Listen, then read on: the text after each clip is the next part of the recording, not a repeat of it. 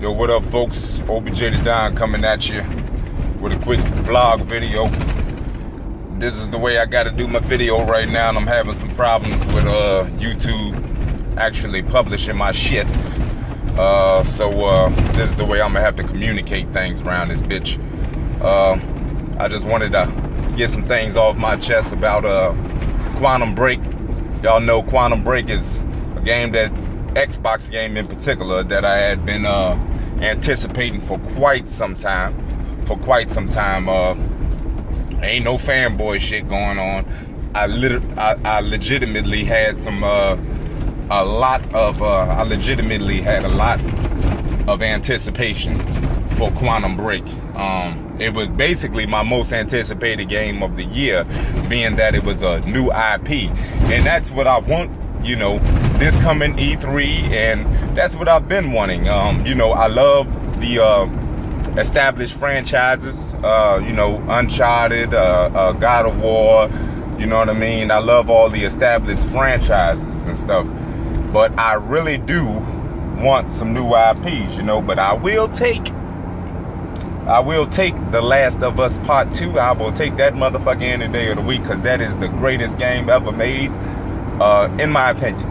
Now, to talk about Quantum Break, I was amped up for it, you know, and I tried to keep telling myself as I was playing the story, okay, it's going to get better.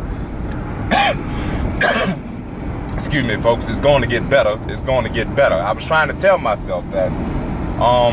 But I found myself, even after Act 1, I found myself actually struggling to actually finish the game. You know what I'm saying? It was a real struggle for me because it just didn't grab me. Like, in order for a single player game to have a good experience, it has to have a good story. But what makes that good story is the protagonist. The protagonist has to be someone that you latch on to, that you actually, you know what I'm saying, enjoy, appreciate, like the backstory on, and he gets you involved, he or her gets you involved in the game. Jack Joyce did not get me involved in the game whatsoever. I didn't give two shits about Jack Joyce. The dude Burke, the one they showed in the actual movie clips or whatever the fuck you want to call them, TV shows in between, nigga, if you don't get your ass over here, alright. Yeah, the ones they showed in the actual short movies in between the scenes. Yeah, Burke was a lot more interesting character than Jack Joyce was. He was whooping people's ass, you know what I'm saying? I wanted to play as goddamn Burke, not damn Jack Joyce. I didn't give two shits about Jack Joyce. Plus, I know that a lot of these single player games have the, you know, different ways to flesh the story out. For instance, you know, you may go and pick up some kind of, you know, treasure or whatever in Uncharted or whatever, and it tells you a little bit, some notes, some letters and shit like that. You got these things in Quantum Break. You know, you might roll past an iPad, walk past an iPad or laptop or whatever, and it's fleshing out the story for you, right? I have no problem with reading these things to flesh out the story, but I mean, I read about the first eight to nine things, and then I was like, man, fuck this shit. It was like I was spending all of my game time reading. The shit became a reading simulator, like I'm a damn librarian or some shit. You know what I mean? It's okay to have a page of something, but these motherfuckers had like 3-4 pages of shit and whatnot. I don't know what the hell. I mean, it was a page, but it was a long ass page.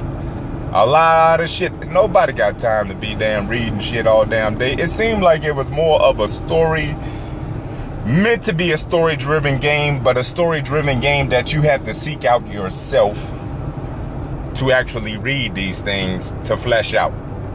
You know what I mean? The few gameplay parts that it had in there, the powers were pretty cool. They were pretty cool when you first learned the powers, but then it seemed like it was too damn easy. You know what I mean? I don't know whether my mind was playing tricks on me or some shit, but it seemed like a lot of times, you know how it breaks down in slow motion when you kill somebody, it seemed like a lot of times these motherfuckers were falling backwards and dying before I even aimed my gun at them, man. I don't know. Maybe I was just tripping or whatever, but the gameplay was okay, but it was rather damn boring. Nothing really satisfying. So I'm gonna have to say that Quantum Break was a major letdown to me. If I had to review the motherfucker, I'd probably get that Jonas. I still give it a 6 out of 10. I give it a 6 out of 10, man. You know what I mean? If you can get it for like $20, man, $20, that'll work, man. $20, I think it's $20 worth, man. But I mean, I have no problem with it being short either. It's a short story or whatever. It's a short game, but you know what I mean? As long as the story is interesting and the gameplay is pretty legit, you know what I mean? You can get by with a short game. I mean, I enjoyed what was it? The Order 1886, even though they got shitted on. You know what I mean? I don't give a damn. I enjoyed that joint because one thing that the Order 1886 did from the beginning, the shit that happened at the beginning, it made you wanted to find out what the fuck happened at the end. They set you up to make you want to play the motherfucker. And then it started off slow, but it picked up. And that's the same way I thought Quantum Break was going to do. I thought it was starting off slow, and then it was going to pick up, and I was going to be interested in. Once you get, you know, it picks up and you get interested into a game, you know what I mean? You know, you just keep playing that motherfucker until you finish it. It has grabbed you from that point. Quantum Break failed to ever do that. I pretty much played a part here. It took me a while, but I mean, in actual time, it was only a few hours.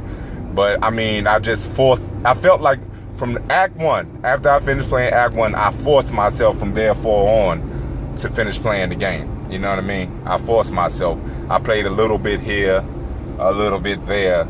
You know what I mean? It just never grabbed me.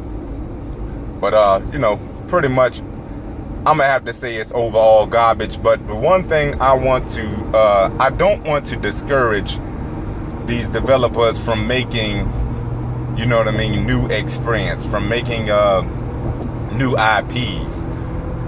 Just because your IP doesn't necessarily garner the attention to relative to a major franchise, do not be scared to make one. You know, this shit is hit or miss, man. That doesn't make that, you know, that doesn't mean that Remedy can't make a better game next time. You know what I mean? I mean, hey, I give them the benefit of the doubt. You know, it looked interesting when I was seeing it, you know, displayed before it released.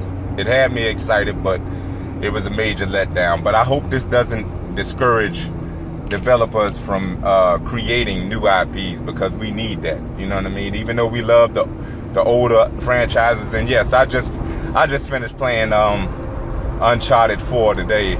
I mean, not today. I just finished playing Uncharted 4 maybe 3 nights ago. I mean, as far as this current gen, there's no other game so far this current gen that can fuck with Uncharted 4. I mean, story, gameplay, graphics, you know what I mean? Every fucking thing about that game is top notch. You know, it's the most beautiful game you've seen this gen, and it's also the most deeply involved game that you will play this gen so far. You know what I mean? Especially if you played the other Uncharted's. You know what I mean? You don't necessarily need to play the other Uncharted's to get this story in the fourth, but there are some things in there, you know, that'll make you trip out. You know what I mean? Because you played the earlier ones. But yeah, that Uncharted, it looks like Naughty Dog has set the bar once again. I'm hoping they show The Last of Us 2 at E3. We'll see what's up. But let me go in and get up out of here before I crash my motherfucking car. I'll holler at y'all later. You like the content I provide, please like, comment, and subscribe. OBJ the Don, signing out.